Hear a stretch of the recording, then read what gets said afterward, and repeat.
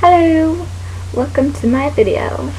I was requested to make a video and I'm not creative enough to come up with some awesome idea for you, so I just asked you guys to ask me questions and I said I would answer them. Okay, so most awkward sexual experience.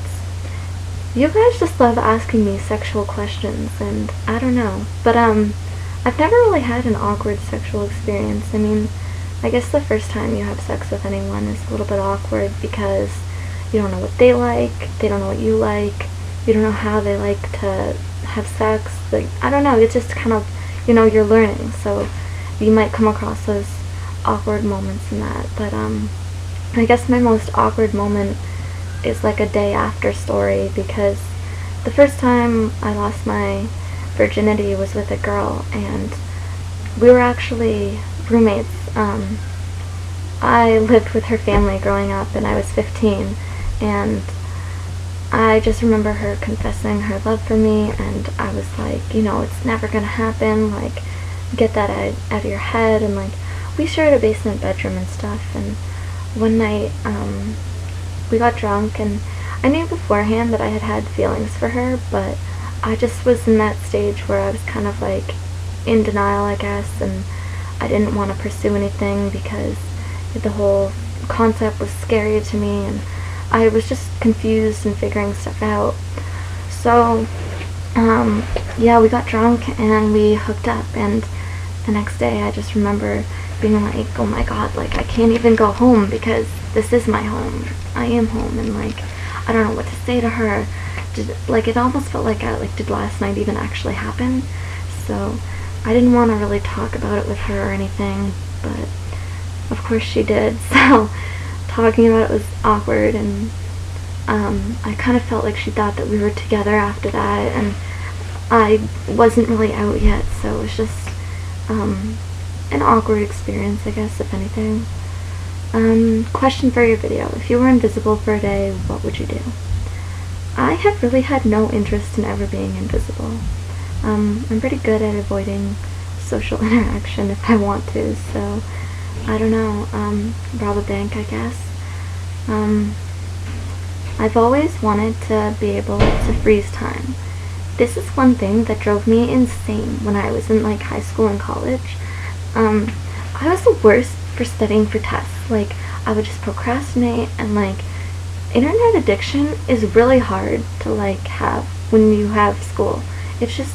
It's really hard because you have so much homework and so much stuff you should be doing, but you're so distracted, and the second you go to get off, something happens and you can't get off, and then like all of a sudden you look at the clock and it's like 4 hours later. But anyways, it would drive me insane, and especially high school. I would be sitting down at a desk, not knowing the answers to anything, going insane trying to think of some bullshit to write on this test, and this teacher, this woman or man or whoever, was 25 feet away from me with a big answer book on his desk. And I'm just like, if I could freeze time for like 20 minutes right now, I could go and look at all of his answers and write them all down, and then I could pretend to be doing the test when everyone else is, and I would ace this shit, and I would be so good at taking tests because I'd be cheating, but I'm okay with that. Like, I don't know, like, I just really hated tests and studying for them. Like, I would know the information, but I would just go mind blank, and it just drove me insane that someone 25 feet away from me had all the answers, and I couldn't do anything about it. So I guess I have more interest in freezing time than being invisible, but yeah, I guess that's my answer to that.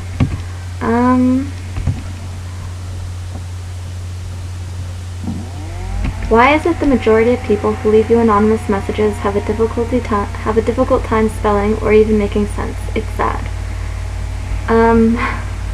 I feel like a lot of people that leave me messages, their first language isn't English, so that might have something to do with it.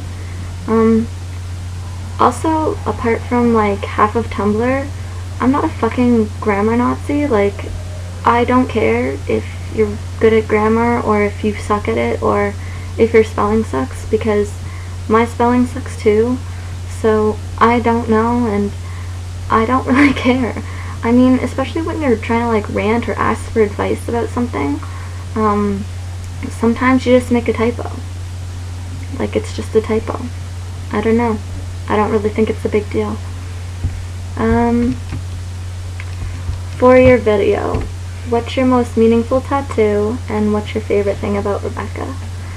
My most meaningful tattoo is this one right here on my forearm, and it's most meaningful to me because I used to cut there, and it's actually 2 roses with a treble clef in the middle, and I used to cut there, so it's covering up some of my scars, and it means a lot to me because I would look at it and it would remind me to turn to music in times where I felt really alone and times where I felt like I really needed to cope somehow. And for me, especially when I was younger, music like really helped me get through a lot of tough times. I feel like lyrics kind of speak when you don't have, like, you know what's in your head, you have all these feelings, but you don't know how to express them.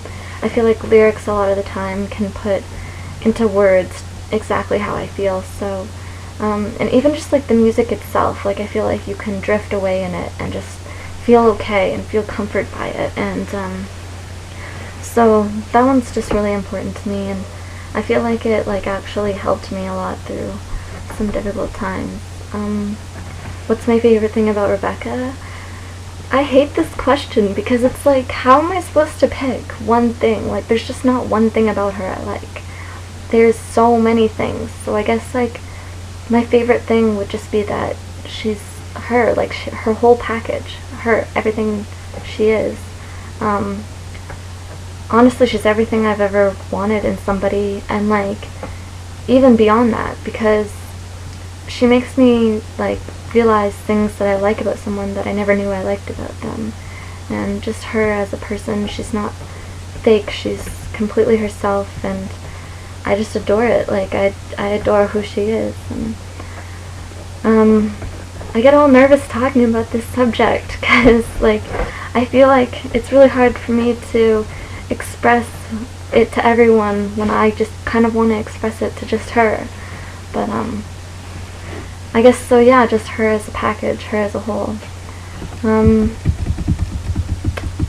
I started talking to this girl in here, and I don't know how to get out of that idle chit chat. How did your relationship blossom? Honestly, you just have to start talking to them,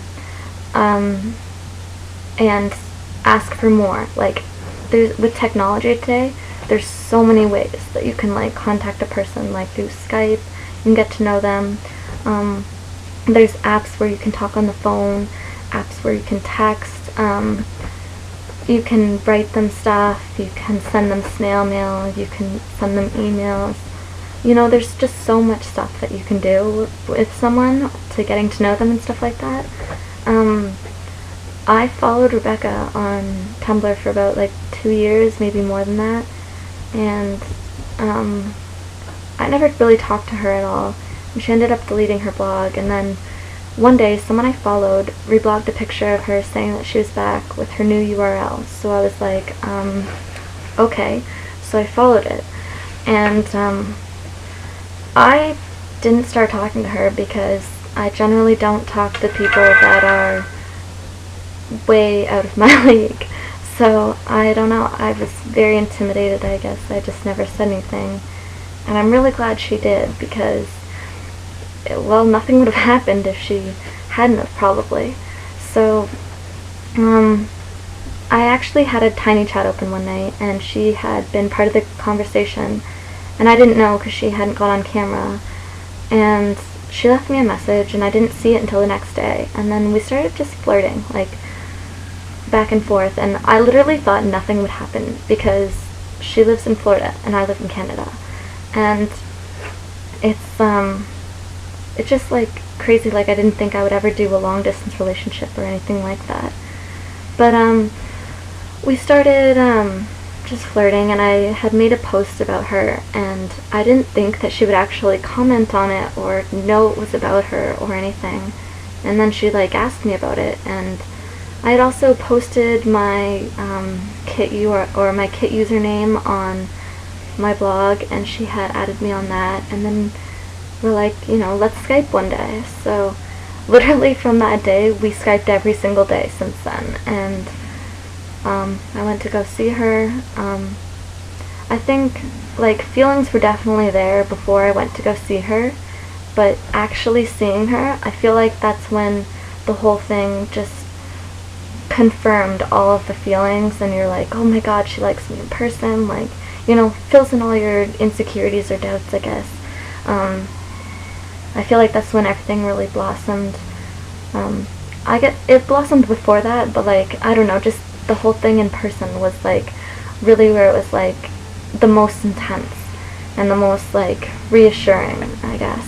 And so, yeah, I guess just talk to them, like, tell them stuff that you normally wouldn't tell people. And I know that it's really hard to open up to someone, but if you don't take a chance opening up to them, chances are nothing's gonna happen, because if they don't feel like your secrets are special, then you're probably not gonna have a relationship that works out with them, because there's gonna be someone out there who does feel like your secrets and stuff that you don't normally tell anyone is special.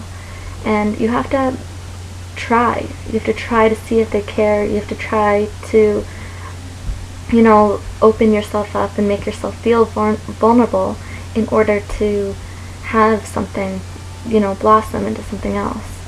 So, yeah, I guess just put yourself out there. That's all the questions I'm going to answer, because this video is 11 minutes long. I don't even think anyone's going to watch the whole thing, but I hope that helped. Bye!